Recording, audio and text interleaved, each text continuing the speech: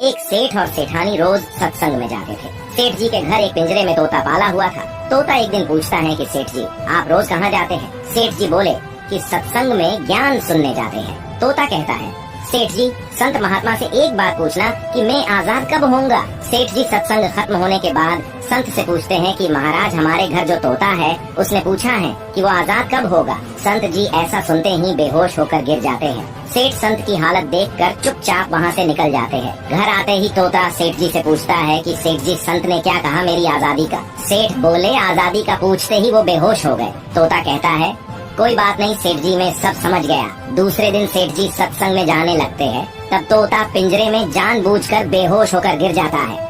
सेठ जी उसे मरा हुआ मानकर जैसे ही उसे पिंजरे से बाहर निकालते हैं तो वो उड़ जाता है। तब संत ने सेठ जी से कहा कि देखो, तुम इतने समय से सत्संग सुनकर भी आज तक सांसारिक मोह माया के पिंजरे में फंसे हुए हो, और उस तोते को देखो, बिना सत्संग में आए मेरा एक इशारा समझकर आजाद हो गया। आप ये कहानी से क्या समझे, कमेंट में